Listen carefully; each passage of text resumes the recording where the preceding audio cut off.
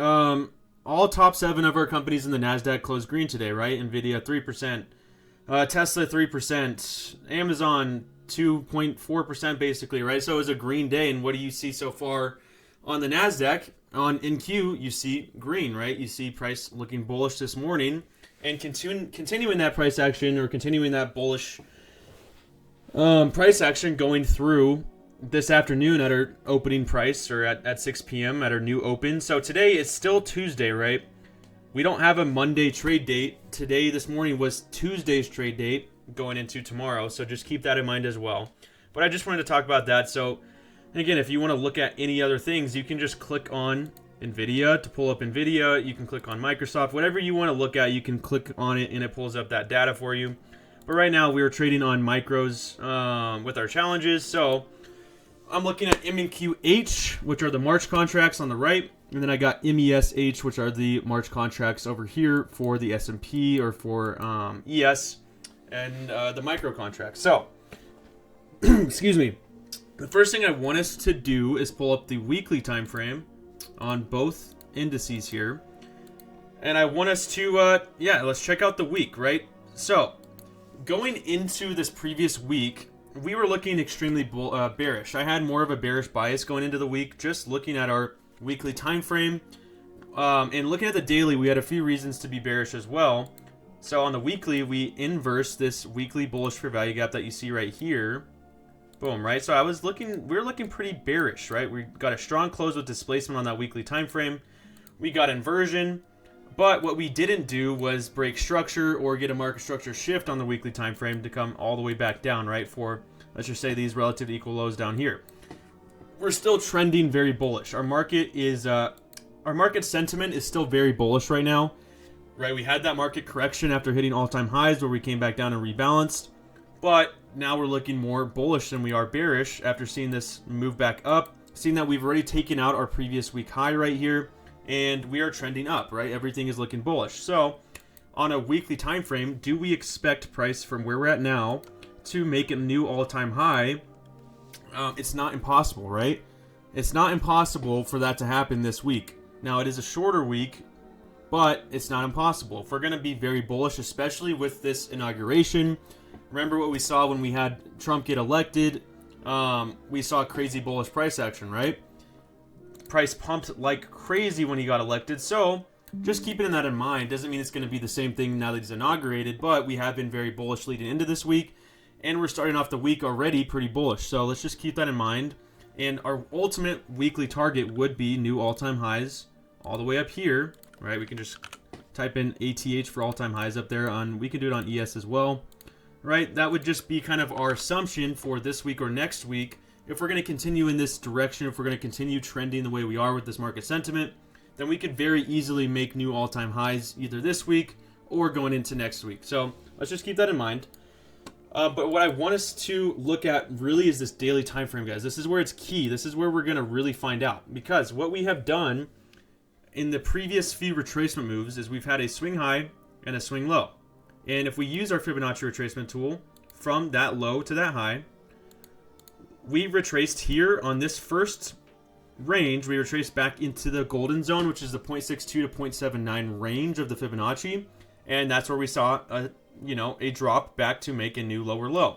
And then if we use this same Fibonacci here, let's look at this recent swing high to this swing low. And then where do we see price retrace? Back into that golden zone, into a fair value gap, just like this one. And then we retrace down and we make new lows. Okay, so then let's look at this swing high to this swing low.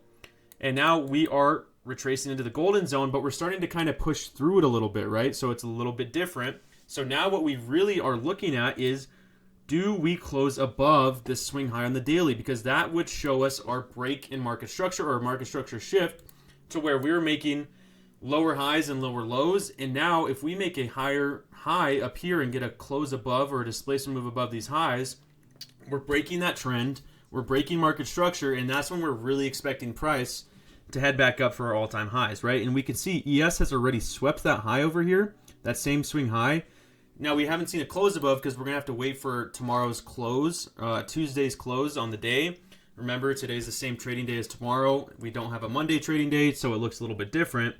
but we do want to see if NQ and ES are going to get a close above that high, basically showing us the market structure shift and then creating a reversal pattern on the daily time frame showing that price really does want to make new all-time highs, right? So that's what we're really looking at in terms of market structure. Our key high is this swing high on the daily time frame at 21,897. That is our key level starting out the week right now, is that level. And seeing that ES has already taken it out, we do have that higher time frame SMT divergence, right? Which, if you're not familiar with SMT divergence, that's where one correlating asset or indice or index takes out a high or a low and the other does not, right? So we see a divergence in price. We see ES sweeping that high right there and NQ not sweeping it. So we do have a bearish divergence here, or a bearish SMT, which typically would lead me to think that we're going to start seeing a reversal back down to grab sell side liquidity or see a bearish move. But right now, with how much bullish sentiment we have in this market, I would not be surprised if we continue up right through that and see a strong close above that tomorrow, right? But this is the key level we do want to keep in mind leading into tomorrow's trading day.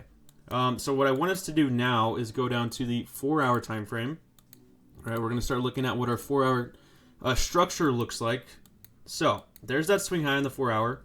There's that move down. This is that daily range I was talking about. And what have we done? Ever since we made the swing low, we've made higher high, higher low, higher high, higher low, higher high, right? And higher low, higher high. So we're continuing that bullish trend, and we're almost to the very top to sweep that level up here, right? So that's where we'd want to sweep, go up and sweep. And then this next daily time frame level, remember that 4-hour swing high here is the same as the daily. That would be our next buy side target, 22,111. That would be our next target on the on the week. Would be first this level here, 21,897, and then this level here, 22,11 or 111, and then ultimately all-time highs at 22,450, right? So those would be our weekly buy-side targets that we would want to see price take out, or at least the next 2 weeks. These two right here would be this week's buy-side liquidity targets, and then the all-time highs would be kind of going into the next 2 weeks. Not 100% expecting it to hit that this week, but would imagine in the next few weeks that we do try to go take out that all-time high. So let's just kind of zoom back in a little bit to this 4-hour, and let's see, what do we have resting below? What do we have resting below? Well, we have some lows here, relative to equal lows. Not really any fair value gaps here. We do have this 4-hour bullish fair value gap here. Boom, right there. 4-hour bullish fair value gap. What do we got right there? Boom. The dog looks old. Can you see him right now? He is old. He's 8 years old right now. He turned 8 back in August. So he's getting up there in age, man. You don't gotta remind me. I'm just kidding. All right, so we have that 4-hour busy down here. If you don't know what a busy means, it's buy side imbalance, sell side inefficiency. It's a bullish for value gap, right? So 4-hour busy here. What are the two things that price always attracts, or where is price always going, guys? It's always doing two things. It's either trying to grab liquidity or rebalance an imbalance, right? So a 4-hour busy right here, price is either trying to go down to that imbalance or it's trying to grab liquidity. So it's always important to chart out these time frames, especially our higher time frame fair value gaps. Pay attention to those imbalances. Price, they act as basically a magnet to price, right? So that's kind of our only bullish fair value gap on the 4-hour anywhere near, and it's all the way kind of down in the discount of this range that we're forming right now. So if price was going to retrace back down into the discount, let's say we form a swing high up here, that means price would come probably back down into this 4-hour before making the next leg up to that liquidity level, right? So besides that, there's not too much I'm looking at. We do have some order blocks up here, definitely some resistance, but I'm more worried about us sweeping buy side liquidity, not too worried about the resistance from these order blocks. I know we do have a lot of stuff that could hold us down, fair value gap, order blocks, but I want to see if price is bullish enough going into tomorrow, then I don't think we're going to see too much resistance from these levels, especially since we've already filled this entire imbalance. I would want to see us run right through this level and grab that liquidity resting above. But yeah, on the 4-hour, besides that, nothing I'm really looking at. Besides that right now, that's really my only concern is liquidity and that 4-hour imbalance. Let's look at ES as well. Remember, we've already swept that level here, that buy-side liquidity level on the 4-hour. So we do see that SMT. If that's something you want to chart out, just to keep in mind, you can go like that from that wick to that wick, and then you can type out, or you can save a template. You could put SMT, just so you're aware of where that's at, right? I don't always need to keep it on my charts just because I already know where that level is. I already know we have SMT. But if that's something you want to chart, then you can do it just like that. So you see that SMT divergence. It's very clear to you that we have it, and price could reverse from this point, right? So just, if that's what you want to chart out, go ahead and do that. I'm going to take it off for now. I want to keep these charts not very cluttered. I want to keep them pretty clear. So let's look at ES. We have that same 4-hour fair value gap here, right? 4-hour busy right here. Boom. Okay, besides that, no other busies. We do have a 4-hour bullish order block that we've been respecting. These 2 down close candles before a big move would be a bullish order block, good support level. Same thing on NQ. We have that same order block here, right? So again, you can chart out that order block if you want to, where it's the top of that level, the wick. You could always chart out plus OB right there, right? It's up to you how much you want to have on your charts. How clear do you like your charts to be? How cluttered do you like them to be? If you are newer to trading, if you're newer to charting, then I think it's a good idea to chart out everything that you can think of. Every little thing that you know will help you, you should be charting out. If you're a little bit more experienced, cluttering up the charts a little bit can be a little bit distracting sometimes, to where now you're seeing too many different things, and what you want to see right now is not as clear as it could be. That's why I don't like having my charts too cluttered, because when I see a level, this is like basically I could close my eyes and I can remember where that level is, right? Just because of the screen time I have and the experience I have in the markets. That's why you don't see me keeping all of these levels on my charts. But it's still good if you want to chart them out to see where those levels are, and you can always keep it on your charts, right? So we could do that plus OB right there, right? That we've already tested on NQ and on ES, and we've seen a pretty good reaction, right? So what happened when we traded back into that order block? We see a positive reaction above, right? Or a positive reaction off of the order block with a close above the order block, right? So we haven't mitigated that level. We've respected it, and we're showing bullish sentiment, or bullish price action.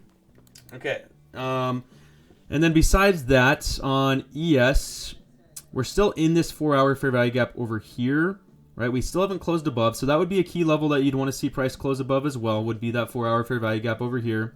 And then ultimately that next swing high on the 4-hour right here is something you want to chart out as well. Remember our weekly buy side targets.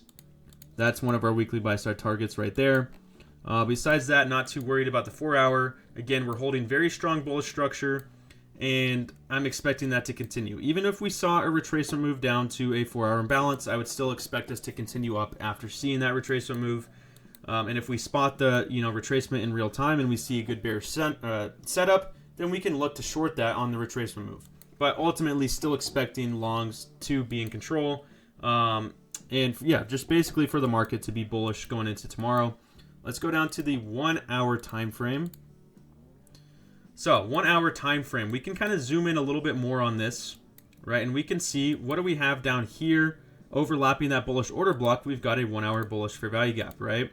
So 2 levels like this, that just gives me more confluence that it's a very strong level. When I see a 1-hour fair value gap like that overlapping that bullish order block on the 4-hour, that's a really high confluence area, right? When price trades into that, we have 2 higher time frame support levels that we want to see a reaction off of. So what happens when we trade into them? First time, good reaction. Second time, even better reaction, to where now we see more of a continuation to buy side liquidity, right? So that's a very strong level right there. We wouldn't necessarily want to see us come back and test that again, just because we've already filled that imbalance a few times. But it's not the end of the world if it does come back and test that level. But whenever we do see price come down, test an order block and a fair value gap like that, and we see such a strong reaction, we really want to see the continuation of that move after that. We don't necessarily want to see us come back and continue to test that level, because that's just kind of showing we either are very weak and we don't want to continue higher, or we're consolidating too much and there's no reason to trade during that anyways.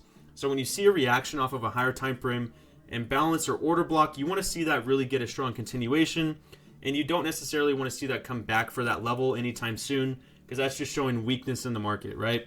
So if we did come back for this, that would just kind of show a little bit of weakness, and it would show that our hourly time frame is consolidating a little bit, which is not the time we want to trade. We want to trade during expansion. Okay, so that on the hourly time frame. And then if we look lower, we do see that we have some relative equal lows down here, right? Not exactly equal, but they're relative. We do have a few swing lows on the hourly time frame. So let's say price did form a swing high up here on the 4-hour time frame like we talked about. Let's say price does want to rebalance this range on the 4-hour. If we go back to the 4-hour here, remember how I was talking about this range. If we form a swing high up here, and we have this, let's just say this 4-hour range here, and we want to rebalance and go down to a discount, then we would expect price to come down for these equal lows or relative equal lows, and then probably down into that 4-hour imbalance, right? That's only if we form a swing high up here and start to see some reversals on the lower time frames. So that would be a key liquidity level there that we'd be looking out for. But notice what we saw down here before the pump.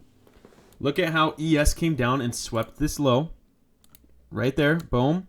NQ did not sweep that low. We see SMT divergence, and then we see the pump, right? So little things like that are things you can spot in the market in real time. Okay, we see ES sweeping a low, NQ's not. We have a bullish bias already. That's going to give us conviction to now look for our long position, right? So something to note right there, that SMT divergence, but we could always come back for that if we're going to see a reversal in this market. Okay, so hourly, let's look at liquidity. We do have another liquidity level right here on the hourly time frame at this swing high. So this is a good level to chart out as well, right at 21,806.25. So another external liquidity. Remember, external liquidity is going to be hourly, 4-hour, daily, weekly liquidity. Internal is going to be like 1 minute, 5 minute, 15 minute, lower time frame liquidity. So hourly liquidity there. And then we actually have hourly liquidity right here as well. So another level you can chart out right here. So we've got a few buy side levels above that are external liquidity. So right there, and this level is 21,780. So that's a good level to chart out as well to see if price wants to return to that swing high and grab that liquidity. And then we look at ES over here. Do we have another similar swing high? Well, it looks like we've already swept that swing high, right? We swept it all the way down here. And then we've already swept this swing high here. So those levels have already been swept on ES. We already talked about that. Do we see any other key liquidity levels? We do see an hourly swing high right here. So another liquidity level for ES to come up for. Okay, and then we obviously have this swing high up here, ones we've already talked about. Okay, so that's on the hourly, still holding strong bullish structure right now. So basically what you would want to see is a continuation from here. You wouldn't want to see us come down and test this level. Let's say we did come down and we traded through this hourly busy.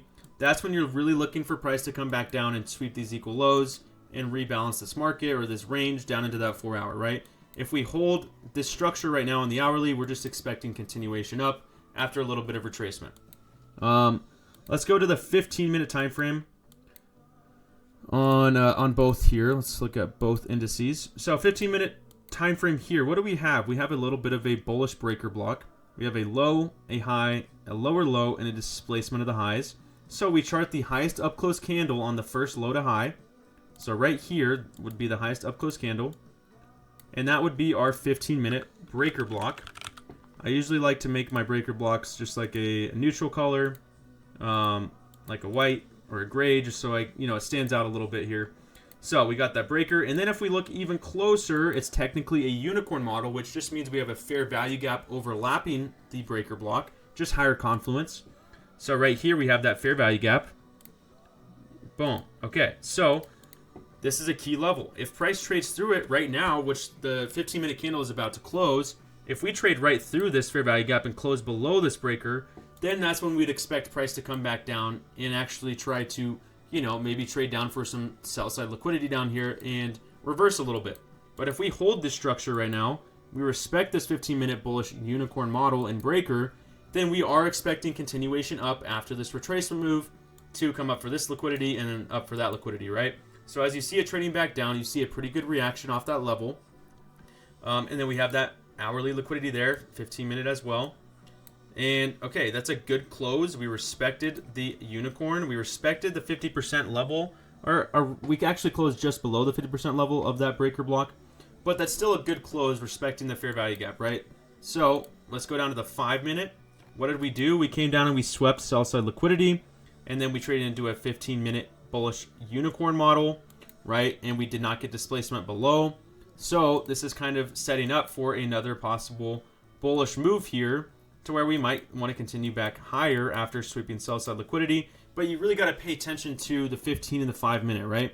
If we see a close below, just like I talked about, if a 15-minute candle closes below this level right here, that's when you're expecting the reversal down.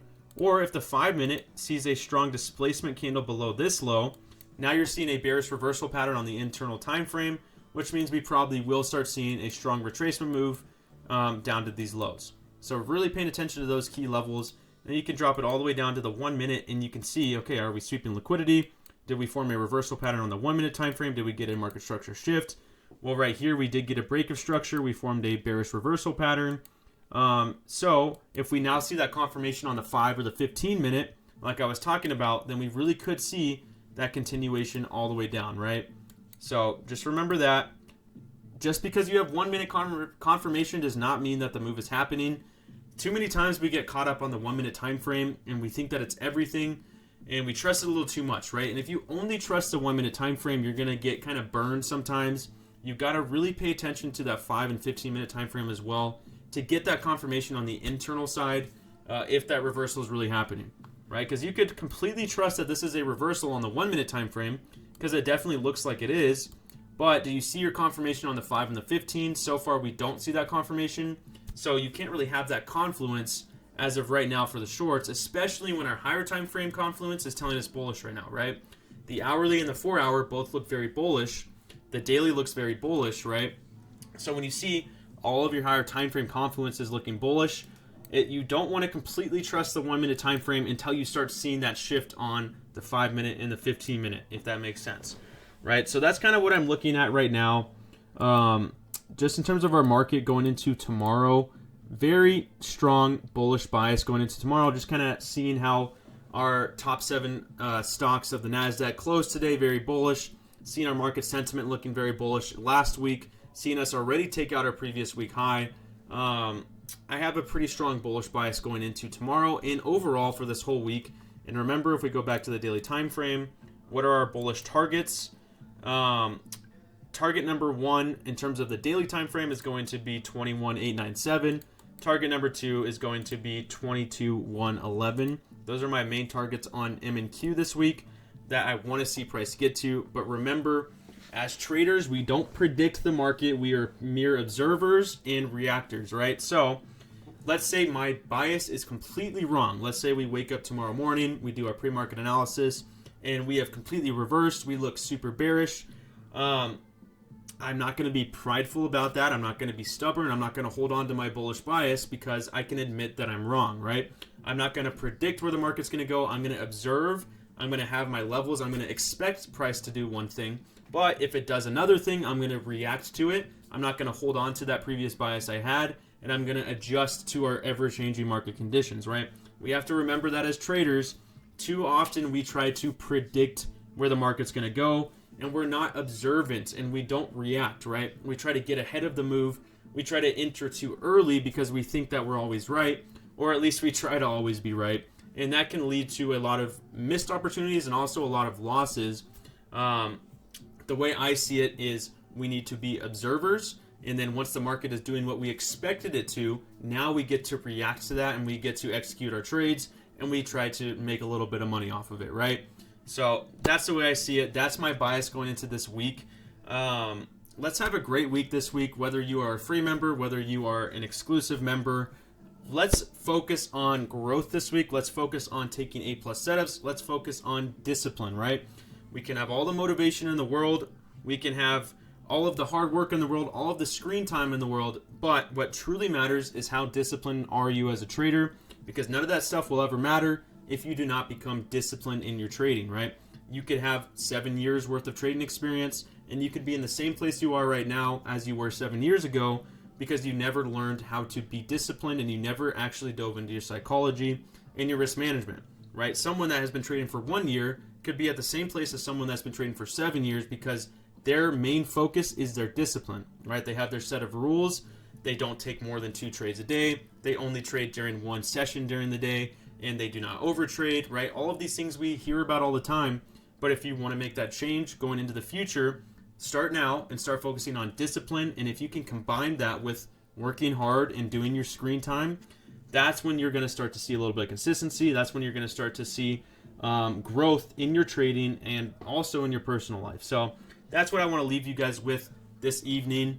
I wish you guys the best this week. Whether if you are a free member, we'd love to have you in the private group. But I understand if you have reservations or that's not what you want to do right now. We want you to still succeed, and we have actually been working tirelessly on education for everybody. So right now, on the website, we're soon going to have all of, or at least pretty much all of the entry models that I use in PDF form, and then we're going to also have those in long form content, so for YouTube videos, and then short form content for social media. So we're going to basically break down my entire strategy and all of the ICT strategy into a very consumable and understandable framework, so that you guys don't have to go through hundreds of hours of ICT YouTube videos to listen to him ramble all the time. But we want to make it something that is enjoyable for you guys, and that we break down the content that you really need and the information you need to be a successful trader. So look forward to that. We're working very hard at getting that to you guys. We're making a lot of progress, but it's going to take a little bit of time because we want to make it perfect for you guys. So just wanted to leave you guys with that, and I hope you have an amazing night. If you guys are football fans, go enjoy watching the national championship game tonight. Should be a good one. If not, enjoy the rest of your holiday, and we will be back in the morning. Remember, I'll be on just about 6:15 PST in the morning, or 9:15 Eastern. And yeah, guys, let's have a great week.